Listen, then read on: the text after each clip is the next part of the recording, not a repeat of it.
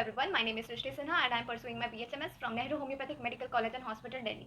तो ये वीडियो मैंने उन सारे बच्चों के लिए बनाई है जो हमेशा ये पूछते हैं कि क्या हम किसी भी आयुष कोर्स के बाद एलोपैथी प्रैक्टिस कर सकते हैं क्या, बी इट BHMS BAMS, सब ये सब जानना चाहते हैं कि क्या एलोपैथी इज अलाउड। तो मैं अभी आंसर दे देती हूँ, answer is yes, but to a limited extent. ये नहीं कि आप सारे मेडिसिन लिख रहे हैं MBBS वाले, तो फिर लेकिन फ़ायदा क्या हुआ है ना MBBS का और फिर आयुष कोर्सेज का। तो ये सारे कोर्सेज के बारे में हम जानेंगे। एक मैं तुम्हें बेसिक कोर्स बताऊंगी जिसे हम CMS-ED एग्ज़ाम कहते हैं, और इसके लिए क्या एलिजिबिलिटी है, क्या सिलेबस है, कितना टाइम लगता है, कितनी फ़ीस है, कौन से कॉलेजेस में होती है। एक तो हम ये जानेंगे, और दूसरी चीज़ हम जानेंगे BHMS के लिए स्पेसिफिकली PG कोर्सेज, जो कि एलोपैथी और होम्योपैथी के बीच में एक ब्रिज कोर्स है। तो पहले हम CMS एंड ED के बारे में जानते हैं। तो talking about it, CMS stands for Community Medical Service and ED stands for Essential Drug। तो जो भी ये कोर्स करता है उसे प्राइमरी हेल्थ केयर वर्कर की डेजिग्नेशन दी जाती है। मतलब वो रूरल एरियाज में कुछ बेसिक लेवल के मेडिसिन प्रिस्क्राइब कर सकता है, वो भी बेसिक डिजीजेस के लिए। जितनी भी मेडिसिन प्रिस्क्राइब की जा सकती हैं वो सब WHO के अकॉर्डिंग ही होती हैं।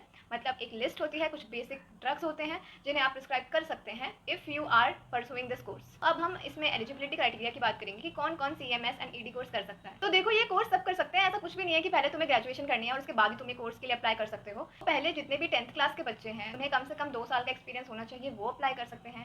अगर कोई 12th क्लास का बच्चा है जो आगे नहीं पढ़ना चाहता है तो उसको 1 ईयर का एक्सपीरियंस होना चाहिए, वो भी इस कोर्स में एनरोल हो सकता है। ऐसा कुछ भी नहीं है कि कोई स्पेशलाइजेशन चाहिए, ग्रेजुएशन चाहिए, you can apply it directly. यानी कि मिनिमम एलिजिबिलिटी इज 10th पास। तो अगर हम इसकी ड्यूरेशन की बात करें तो इट इज़ 1.5 ईयर्स, और ये पूरा कोर्स बेसिकली 3 सेमेस्टर्स में डिवाइड होता है, फर्स्ट, सेकंड एंड थर्ड, जिसमें वेरियस सब्जेक्ट्स पढ़ाए जाते हैं। तो फर्स्ट 2 सेमेस्टर्स में आपको बेसिक नॉलेज और स्किल्स सिखाई जाती है जो इस कोर्स में काफ़ी इंपॉर्टेंट है, एंड लास्ट सेमेस्टर में एक 6 मंथ की इंटर्नशिप इज नेसेसरी। तो मैं तुम्हें ये भी बता देती हूँ कि इसमें पढ़ाते क्या है। बेसिकली फर्स्ट ईयर में you have anatomy, physiology, pathology, community health and hygiene and pharmacology. Second semester you have medical jurisprudence, gynae and ops, practice of medicine and primary health care. ऐसा बिल्कुल भी नहीं है कि ये कोर्स कहीं से भी कर लो और कहीं पे अप्रूवल की भी कोई जरूरत नहीं है। यहाँ पे मैं एक लिस्ट लगा दे रही हूँ, तुम सबके अप्रूवल इंपॉर्टेंट है, तुम्हारी डिग्री में मेंशन होना चाहिए, वरना it will not be valid, क्योंकि इस डिग्री पे काफी फ्रॉड चलते हैं। तो अब मैं तुम्हें इस कोर्स के थोड़े फायदे बताना चाहूंगी कि क्यों ये कोर्स करना लोग पसंद करते हैं। तो इसका फर्स्ट पॉइंट तो यही है कि इसका ड्यूरेशन काफी कम है, 18 months is very less as compare to 5.5 years जो भी हमारा है। In this course you just need a biology background, ठीक है। इसके बाद तुम्हें कर सकते हो, ऐसा नहीं है कि तुम्हें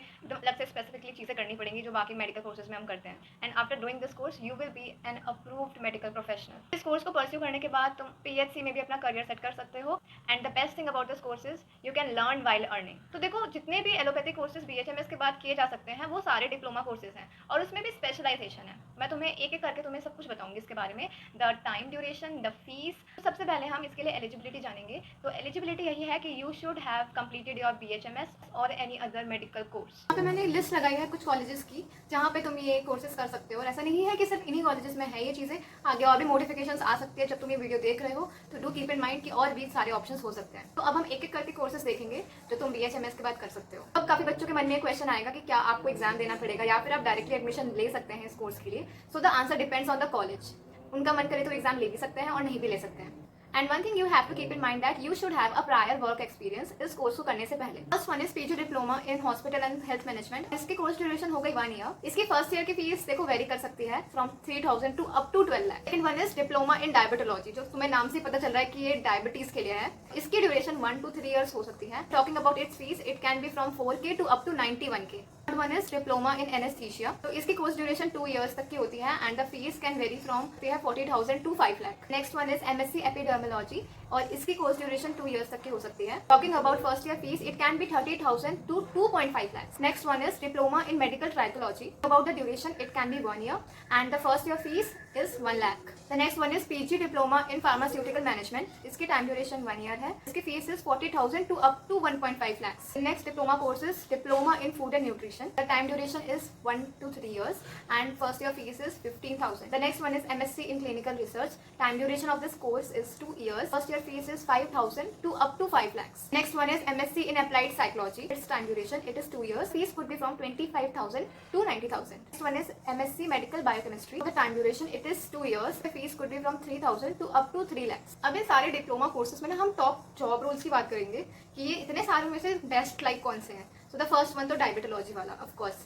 The second one can be in research field, and also healthcare management executive. तो ये सारी इन्फॉर्मेशन थी scope of allopathy after BHMS। अब हम इसमें एक लॉजिकल बात ये करेंगे कि गवर्नमेंट ने ये डिसीजन फोर्स किया है काफी ज्यादा, और इसका रीजन क्या है। देखो, इसका मेन रीजन ये है कि जितने भी MBBS डॉक्टर्स हैं वो सब तुरंत MBBS के बाद PG कोर्सेज में लग जाते हैं, और क्योंकि जो एमबीबीएस डॉक्टर्स अपनी प्राइवेट प्रैक्टिस करते हैं वो मोस्टली अर्बन एरियाज प्रेफर करते हैं। और ये चीज़ देखी गई है कि Ayush doctors are active in rural areas as well as in urban areas, मतलब दोनों जगह। और एक बात ये भी रहती है कि आयुष कोर्सेज में और एलोपैथिक कोर्सेज में एक गैप हमेशा रहता है। तो गवर्नमेंट ने यही सोच के ये बिल पास करवाया है कि अगर इनको इंटीग्रेट करके फिर हम रूरल एरियाज तक पहुंचाएं तो इसका जो ट्रीटमेंट है ये काफ़ी अच्छा होगा। इस बिल पे काफ़ी होम्योपैथ्स अपोज कर रहे हैं ये कह के कि इससे हमारा चार्म और हमारी जो ग्लैमरस ब्यूटी है इस पर एक इफेक्ट पड़ रहा है, क्योंकि एज एन हमारा जो कोर वो होम्योपैथ्स वाला है। अगर हम फिर एलोपैथिक मेडिसिन प्रिस्क्राइब करने लग जाएं तो मतलब जो होम्योपैथिक कोर्सेज हैं उनका एक जो स्टैंडर्ड है वो एक तरह से डिक्रीज हो रहा है इस वजह से। और एक साइड हो गया ये, और एक साइड कुछ ऐसे भी होम्योपैथ्स हैं जो काफ़ी खुश हैं एलोपैथिक प्रिस्क्राइब करके फॉर सम XYZ रीजंस, वो सब जानते हैं। And to be honest these things doesn't matter, the ultimate thing जो मैटर करती है वो ये है कि क्योर कैसे करें, ठीक कैसे करें डिजीज़ को, कि ये कि वो होम्योपैथी से ठीक हो या फिर एलोपैथी से ठीक हो। अगर चीज़ों को इंटीग्रेट करके पेशेंट्स को फायदा ही हो रहा है तो इसमें बुराई क्या है। So that was all for this video. I hope तुमने काफ़ी कुछ सीखा होगा इस वीडियो से और तुम्हारी नॉलेज बढ़ी होगी, इंक्रीमेंट आया होगा। If you have any further questions you can ask me in the comments. तब तक के लिए all the best and have a good day, bye.